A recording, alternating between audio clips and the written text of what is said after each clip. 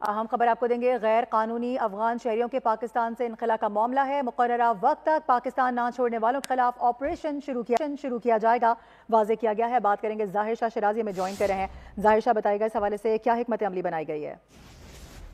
جی بالکل، dead line ختم ہونے کے بعد تمام ڈیٹا اکٹھا کیا جا رہا ہے، اور وہ جو افغان کارڈ ہولڈرز ہیں، اس کے علاوہ غیر قانونی جو افغان مہاجرین پاکستان کے اندر ہیں، ان کے خلاف کریک ڈاؤن کا فیصلہ کیا گیا ہے۔ یہاں پہ صوبائی حکومت سے بھی باقاعدہ لسٹیں فراہم کرنے کا جو ہے وہ مطالبہ کیا گیا ہے، اور ساتھ ساتھ جو کمیٹی بنائی گئی ہے مرکزی اور صوبائی سطح پر، اس نے بھی اپنا کام شروع کر دیا ہے۔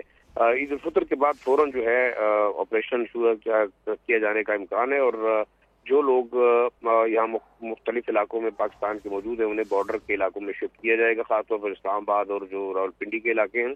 ساتھ ساتھ ایک فیصلہ اور بھی کیا گیا ہے کہ جو جعلی پاکستانی کارڈ بنانے والے افغان مہاجرین تھے اور جنہوں نے یہاں پہ جائیدادیں کرائی ہوئی ہیں، ان کے خلاف بھی ایکشن لیا جائے گا۔ یہاں پر تقریباً 14-15 کے اسکول خیبر پختونخوا کے اندر افغانیوں کے کام کر رہے ہیں، انہوں نے بھی اپنا معاملات جو ہے وہ وائنڈ اپ کرنے شروع کیے ہیں۔ ساتھ ساتھ جو پوش علاقے ہیں، وہاں پہ باقاعدہ پراپرٹی ڈیلرز کو ہدایت کی گئی ہے کہ جو افغان مہاجرین یہاں پہ کرایوں پہ مقیم ہیں اور جو غیر قانونی ہیں یا کارڈ ہولڈرز ہیں، ان کا ڈیٹا بھی فراہم کیا جائے۔ اس کے علاوہ یہ فیصلہ کیا گیا ہے کہ جتنے بھی غیر ملکی ہیں انہیں جو ہے واپس وطن بھجوایا جائے گا، اور انڈر فارن ایکٹ جو لوگ نہیں جانا چاہیں گے ان کے خلاف ایکشن ہوگا۔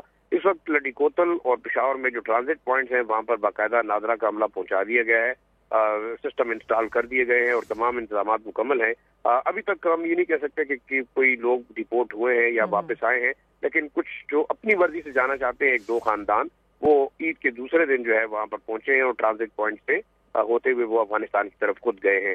دوسرا میں یہ بتاتے چلوں کہ United nation high commission for refugees کا یہ کام ہے کہ وہ تمام انتظامات کریں، لیکن ان کی جانب سے ویزیبلی کوئی نظر نہیں آ رہا کہ جو لوگ واپس جائیں گے، UNHCR اور اقوام متحدہ یا انٹرنیشنل کمیونٹی ان کی کیا مدد کرے گی اور کیا انتظامات ہوں گے۔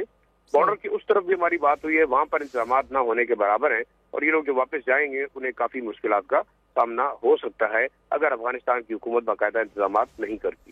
ٹھیک ہے، انتہائی سنجیدہ نوعیت کا انتہائی حساس معاملہ ہے۔ اس حوالے سے تفصیلاً آگاہ کر رہے تھے ظاہر شاہ شرازی، بیورو چیف پشاور۔ بہت شکریہ آپ کا۔ سبسکرائب کریں اور بیل دبائیں تاکہ کوئی خبر رہ نہ جائے۔